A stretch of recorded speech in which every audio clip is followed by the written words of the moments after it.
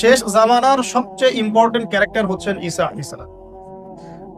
শেষ জামানার যতগুলো চরিত্র আছে তার মধ্যে সবচেয়ে ইম্পর্টেন্ট চরিত্র হচ্ছেন নবী ঈসা আলাইহিস সালাম। আরেকজন গুরুত্বপূর্ণ চরিত্র হচ্ছেন ইমামুল মাহদি। আরেকটা গুরুত্বপূর্ণ চরিত্র হচ্ছে মাসিহুদ দাজ্জাল। আরো একটা শ্রেণী আছে তারা গুরুত্বপূর্ণ, সেটা হলো ইয়াজুজ আর মাজুজ। এই বিষয়গুলো যারা বোঝে না বা এগুলো নিয়ে ফিকির করে না, তারা আসলে অন্ধত্বের মধ্যে আছে। যখন থেকে নবী সাল্লাল্লাহু আলাইহি ওয়াসাল্লাম নবী হয়েছেন তখন থেকেই শেষ জামানা শুরু হয়ে গেছে। এটা এমন নয় যে তার ইন্তেকালের 1444 বছর পরে এই চেয়ারে বসে আমি আপনাদেরকে শেষ জামানা বোঝাচ্ছি, বিষয়টা এমন। নবী সাল্লাল্লাহু আলাইহি ওয়াসাল্লাম এক হাদিসে বলেছেন তার ইন্তেকালের সাথে সাথেই কিয়ামতের সাইন শুরু হয়ে গেছে। তিনি নবী হয়েছেন সাথে সাথেই কিয়ামতের সাইন শুরু হয়ে গেছে। সর্বশেষ কিতাব চলে আসছে, কিয়ামত শুরু হয়ে গেছে, সাইন শুরু হয়ে গেছে। চাঁদ দ্বিখণ্ডিত হয়ে গেছে, কিয়ামতের সাইন শুরু হয়ে গেছে। এটা নতুন করে 1444 বছর পরে বলার কিছু নাই। যারা এখন 1444 বছর পরে মনে করে যে এগুলো নতুন নতুন শেষ জামানার আলোচনা বয়ান, এরা দাজ্জালের মতো এক চোখে অন্ধ। কার মতো অন্ধ? দাজ্জাল এক চোখে অন্ধ। শুধু বাহ্যিক চোখেই দাজ্জাল অন্ধ নয়, ভিতরের চোখ দিয়েও দাজ্জাল অন্ধ। একটা সভ্যতা যদি ভিতরের চোখ থেকে অন্ধ না হয়, সে কি হসপিটালে বোম মারতে পারে? বলেন দেখি। একটা সভ্যতা, একটা জাতির মধ্যে যদি অন্ধত্ব না থাকে, সে কি হাসপাতালের মতো জায়গায় বোম মারতে পারে? তো এই কয়েকটা ক্যারেক্টার সম্পর্কে যদি আমরা সচেতন না হই, পড়াশোনা না করি, এই জামানাটাকে ডিল করতে পারবেন না। এখন এই পড়াশোনাটা করবেন কিভাবে? নিজের মন গড়া পড়াশোনা না, অবশ্যই কোরআন এবং হাদিস থেকে, এবং অবশ্যই ওস্তাদের সহবতে, এবং অবশ্যই আপনি আপনার চিন্তার দরজা উন্মুক্ত রাখবেন। এমন হতে পারে যে একটা হাদিস বা একটা ঘটনার আগে কেউ ব্যাখ্যা করে নাই, কিন্তু আপনার কাছে মনে হচ্ছে এই ব্যাখ্যাটা সত্য হতে পারে, কিন্তু আপনি এখানে ইস্তেহাদের দরজা আপনার খোলা আছে যদি আপনি মুস্তাহিদ হয়ে থাকেন। যদি মুস্তাহিদ না হয় তাহলে আমার দরজা বন্ধ। তো যখন থেকে নবী সাল্লাল্লাহু আলাইহি ওয়াসাল্লাম এসেছেন, তার ইন্তেকাল হয়েছে, চন্দ্র দ্বিখণ্ডিত হয়েছে, শেষ কিতাব নাজিল হয়ে গেছে, তখন থেকেই আমরা শেষ জামানায় ঢুকে গেছি। এটা যে শেষ জামানা, এটা বোঝার জন্য আপনাকে পিএইচডি করারও দরকার নেই। শুধু বাইরে গিয়ে হাঁটাহাঁটি করবেন, আপনি নিজের বাইরের চোখ দিয়ে দেখতে পারবেন। এমন কোনো জামানা বিশ্ব দেখে নাই যে জামানায় মেয়েরা ছেলেদের পোশাক পরে ঘুরত আর ছেলেরা মেয়েদের পোশাক পরে ঘুরত। এমন কোনো জামানা আমরা দেখি নাই যেখানে নগ্ন পদের রাখাল শ্রেণীর মানুষেরা অট্টালিকা নির্মাণের প্রতিযোগিতা করে। আমরা দেখি নাই। আপনি হিস্ট্রি ঘাটেন, যত ইচ্ছে ইতিহাস ঘাটেন, লাস্ট 100 বছরেই আপনি এগুলো পাবেন, এর আগেই পাবেন না। সর্বোচ্চ আপনি ফরাসি বিপ্লব পর্যন্ত যেতে পারবেন। ফরাসি বিপ্লবের পর থেকে আপনি এগুলো দেখতে পারবেন, তার আগে আপনি পাবেন হাইলি কনস্ট্রাক্টেড বিল্ডিংস এর প্রতিযোগিতা। হাদিসে জিবরিল নামে একটা হাদিস আছে, যে হাদিসটা নবী সাল্লাল্লাহু আলাইহি ওয়াসাল্লামের জীবনের শেষ দিকের হাদিস। এবং নবী সাল্লাল্লাহু আলাইহি ওয়াসাল্লামকে এখানে জিবরাইল আলাইহিস সালাম সরাসরি মানুষের রূপ ধরে এসে সামনে বসে হাঁটুর সাথে হাঁটু লাগিয়ে হাত দুটো পায়ের উপর রেখে 4টা প্রশ্ন করেছিল। ইসলাম কাকে বলে, ঈমান কাকে বলে, ইহসান কাকে বলে, কিয়ামত কবে হবে। নবীজি শেষটা আমাদের টপিক, এজন্য শেষটা দিয়ে কথা বলছি, ওইদিকে যাচ্ছি না, ওটা অনেক লম্বা আলোচনা। নবীজি বলেছেন মাল মাসউলু আনহা বিআ'লামা মিনাস সাইল, কিয়ামত কবে হবে এই বিষয়ে প্রশ্নকারী উত্তরদাতা দুজনে জ্ঞানী সমান, কেউ কারো চেয়ে বেশি জানে না। মানে আল্লাহ পাক ছাড়া কেউই জানে না এক্স্যাক্টলি কোন দিনে কিয়ামত হবে। এই পর্যন্ত যখন তিনি বলেছেন, জিবরাইল আলাইহিস সালাম থেমে যান নাই। তিনি বলেছেন ফাখবিরনি আন আমারাতিহা, তাহলে আমাকে কিছু আলামত তো বলে দেন। তখন নবী সাল্লাল্লাহু আলাইহি ওয়াসাল্লাম মাত্র দুটো আলামত বলেছেন, মাত্র দুটো।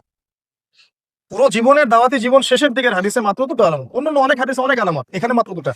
এক হচ্ছে দাসী তার মনিবকে জন্ম দিবেন, তালিদ আলামাতু রাব্বাতুহা, দাসী তার মনিবকে জন্ম দিবে। দাসী আসলে মনিবকে জন্ম দেয় না, একজন দাসী কি তার মনিবকে জন্ম দিতে পারে কিনা? ওলামায়ে কেরাম ব্যাখ্যা করেছেন এখানে সত্য মিথ্যা, ন্যায় অন্যায়, হক বাতিলের মানদণ্ডটা উল্টে যাবে, মানে পৃথিবী উল্টা ঘুরবে। হালাল হবে হারাম, হারাম হবে হালাল, ন্যায় হবে অন্যায়, অন্যায় ন্যায়, সঠিক বেঠিক হয়ে যাবে, বেঠিক সঠিক হয়ে যাবে। হ্যাঁ, বাতিলকে মানুষ হক মনে করবে, হককে বাতিল মনে করবে, জালেমকে নোবেল পুরস্কার দেবে, মাজলুমকে পিটায় মারবে, উল্টায় যাবে। পুরো বিশ্বটাই প্রেক্ষাপটে উল্টায় যাবে, উল্টায় নাই।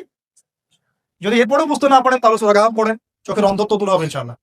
আর এই চোখ বলতে আমি মনের চোখ বোঝাচ্ছি, বাইরের চোখ দিয়ে তোমরা সবাই দেখি। বাইরের চোখ দিয়ে আবু জেহেলও যা দেখেছে, আলী ইবনে আবি তালেবও তাই দেখেছে। তাহলে আলী ইবনে আবি তালেব কেন লা ইলাহা ইল্লাল্লাহ পরে মুসলমান হলেন, আবু জেহেল কেন হলো? আবু জেহেলের কোন চোখটা অন্ধ ছিল? আবু জেহেলকে বলা হতো আবুল হাকাম, জ্ঞানের পিতা। জ্ঞানের পিতা হওয়ার সত্ত্বেও সে কেন চিনতে পারলো না? ভিতরের অন্ধত্বের কারণ। এখানে বলেছেন আনতালিদ আলামাতু রাব্বাতুহা, দাসী তার মনিবকে জন্ম দিবে। অনেক ওলামায়ে কেরাম ব্যাখ্যা করেছেন পিতামাতার সাথে দাস দাসীর মতো আচরণ করা হবে, ঠিক আছে, নিলাম ব্যাখ্যা। আর এখনকার যুগে আমরা দেখি সত্যি সত্যি দাসী মনিবকে জন্ম দিচ্ছে। একটু আগে বললাম দিতে পারে না, এখন দিচ্ছে। কিভাবে? বড় বড় উন্নয়নশীল কান্ট্রিগুলো দুর্বল রাষ্ট্র থেকে মেয়েদেরকে হায়ার করছে, ওদের তো ফ্যামিলি স্ট্রেভুলেশন, ওখানে মেয়ের সন্তান জন্ম দেওয়ার সময় নাই। এখান থেকে গর্ভ ভাড়া করা হয়, ওখানে স্পার্ম ইনজেক্ট করা হয়, 9 মাস সেটাকে লালন পালন করে ওই মেয়ে বাচ্চা জন্ম দিয়ে চলে যায়, ডলার দিয়ে তাকে ছেড়ে দেওয়া। এখন এর গর্ভে যে সন্তানটা জন্ম হলো এটা হলো মুনিবের সন্তান, আর এই মেয়েটা এখানে দাসী।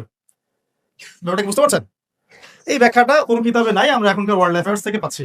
ওইদিকে আমি যাচ্ছি না, আমি আমার মতো করে বোঝানোর চেষ্টা করছি যে এখানে সত্য মিথ্যা ন্যায়ালয়ের মানদণ্ডটা কি হবে, উল্টা যাবে। সেটাকে হয়নি এই জামানায়। আরেকটা হচ্ছে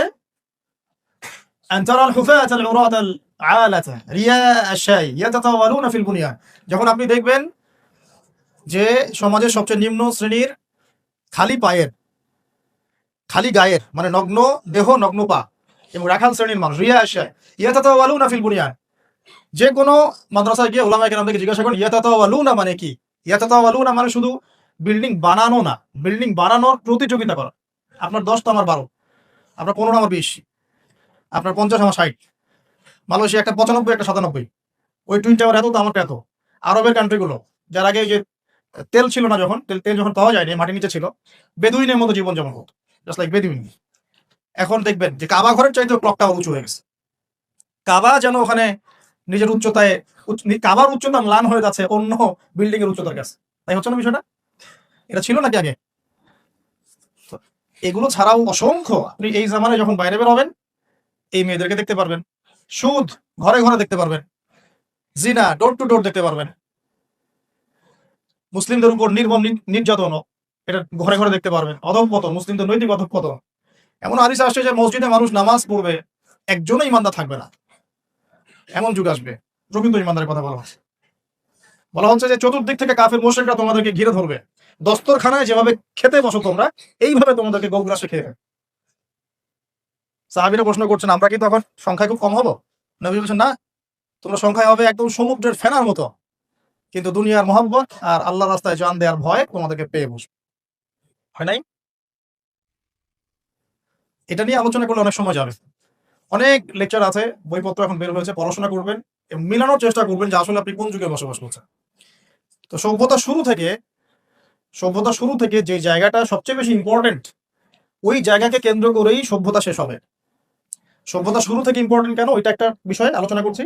আর সভ্যতা কিভাবে শেষ হবে সেটাও একটা আলোচনা। সভ্যতা শেষ হবে ওই জায়গা থেকে, আগেটা শোনা। এই হিউম্যান সভ্যতা, এই মানব সভ্যতাটা শেষ হবে ওই জায়গা কেন্দ্র করে।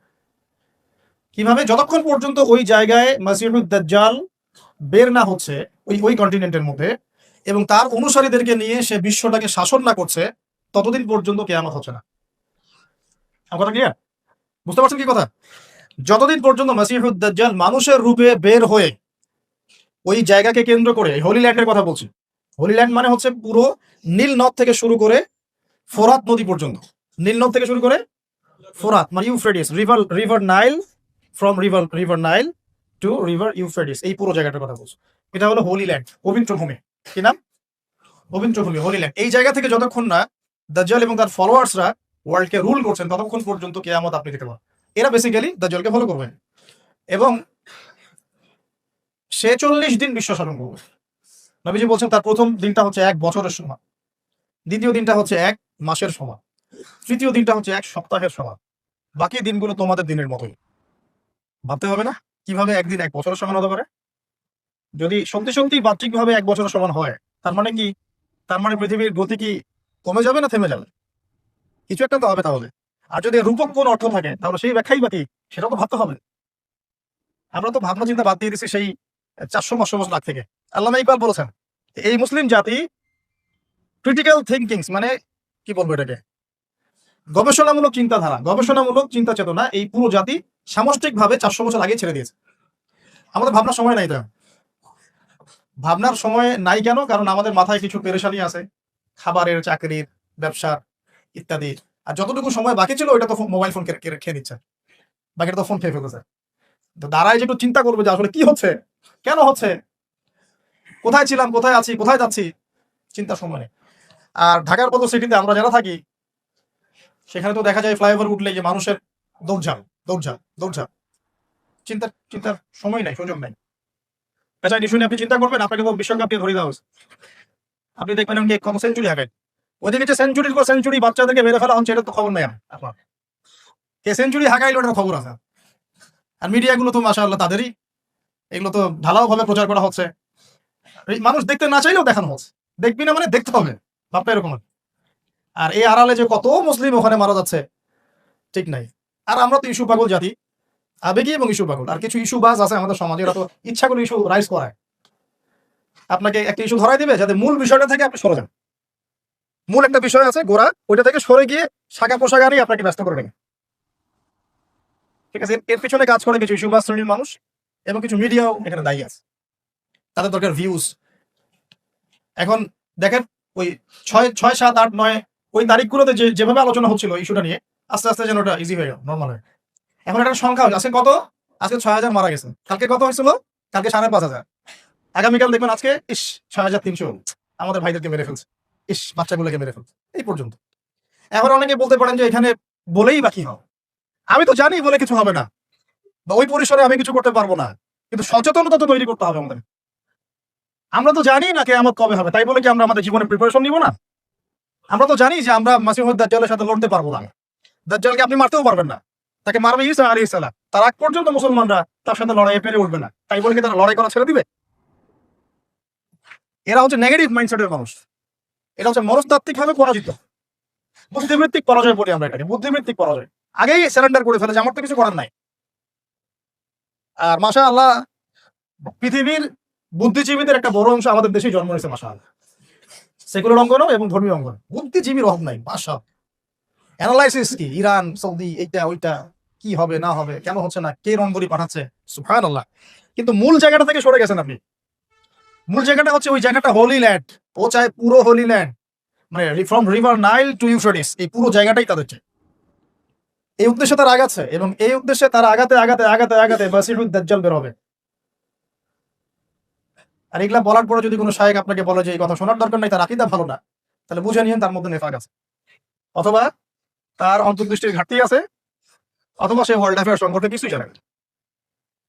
নিজে অন্ধ হওয়া ভালো, কিন্তু অন্ধর অনুসরণ করা ভালো না। নিজে অন্ধত্বের মধ্যে থাকলে আল্লাহ চাইলে একদিন অন্ধত্ব খুলে দিতে পারে, কিন্তু অন্য কোনো অন্ধের পিছনে ছুটতে থাকলে আপনি কোনোদিনও চোখে দেখতে পারবেন না। তাই একটু রিল্যাক্স হয়ে দাঁড়িয়ে আগে চিন্তা করা শিখুন যে আসলে কথাগুলো মিলছে কিনা বা হচ্ছে কিনা। তাহলে আমি কি শিখে আসলাম এতদিন ধরে? আমাকে তো চিন্তা করতেই নিষেধ করে দেওয়া হচ্ছে, ভাবারই দরকার নাই, যখন আসবে দেখা যাবে। মানে ভাবটা এরকম যে এখানে আগুন লাগছে, ওটা নিভাইতে যাওয়ারই দরকার নাই, আগুন তো আর তোমার ঘরে আসে নাই, যখন আসবে তখন দেখা যাবে। যদি আসেও, যখন আসবে তখন দেখা যাবে। এই ব্যক্তিকে আমরা কি বলবো? চক্ষুষ্মান বলবো না অন্ধ বলবো? আপনার কি মনে হয়? আর এই জায়গা থেকে সে ওয়ার্ল্ডটাকে শাসন করবে, একা একা করবে? উত্তর না। 1914 থেকে 1918 এর মধ্যে তারা এখানে এসেছে, কাদেরকে পরাজিত করে? তুর্কিদেরকে, অটোম্যান এম্পায়ারদেরকে। কাদের সহযোগিতা নিয়ে? ব্রিটেনের। আর কে সহযোগিতা করেছিল? মুসলিম নামধারী নাজদিরা। এই যে ঢুকলো তারা, মাশাআল্লাহ, আল্লাহ মাফ করুক, এরপরে তারা আর ওখান থেকে বের হয়। প্রথমে ব্রিটেনের হাত ধরে, তারপর ব্রিটেনের যখন রোল শেষ হয়ে গেল, তারপরে আমেরিকার হাত ধরা শুরু করলো। মূলত ব্রিটেন আমেরিকা পশ্চিমা এর আলাদা কেউ না, এরা একই সব, ওই চাচাতো ভাই, মামাতো ভাই, কাজিন সিস্টারের। এমন না যে সে একটা ও একটা, আসলে সবই এক, সব এক। কিছু ভৌগোলিক পার্থক্য, আদর্শের দিক থেকে কোনো পার্থক্য নাই। আমি একদম স্ট্রেট ফরওয়ার্ড কথা বলছি, আদর্শের দিক থেকে কোনো পার্থক্য নাই, সবই এক।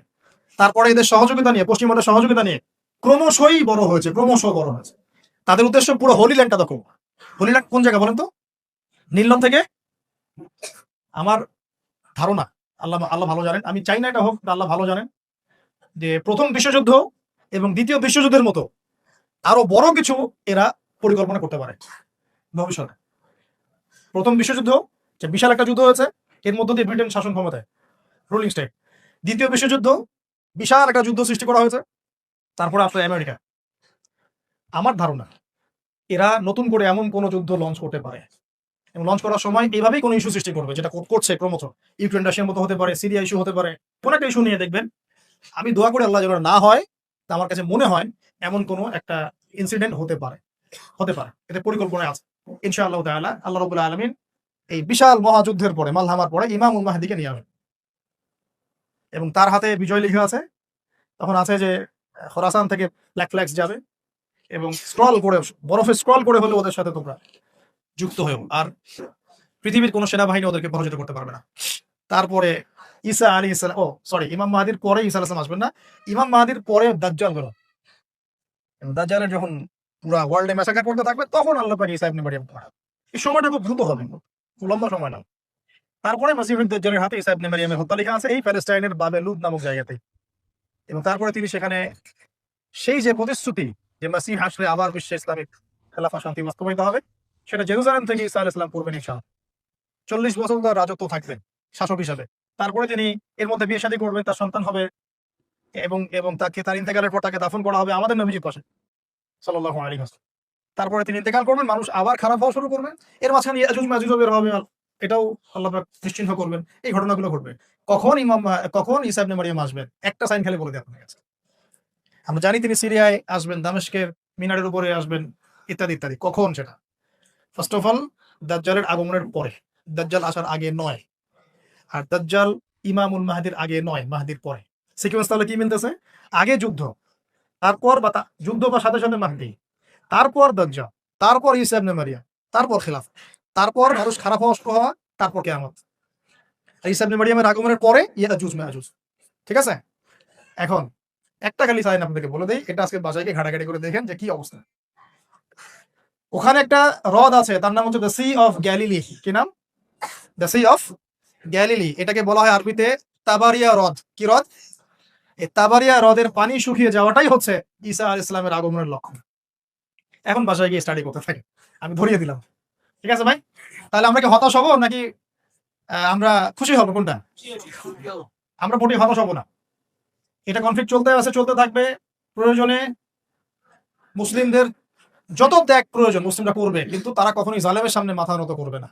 যদি পারতো মুসলিমরা ঐক্যবদ্ধ হতে, ইউনাইটেড একটা প্ল্যাটফর্ম গঠন করতে, শক্তিশালী মুসলিম রাষ্ট্রগুলা ওদের অয়েলগুলো, তেলগুলো বন্ধ করে দিত, হ্যাঁ, ওদের পণ্যগুলো বয়কট করা শুরু করতো, দেখতেন সব সিধা হয়ে গেছে। 25% মুসলিম আছে সারা ওয়ার্ল্ডে।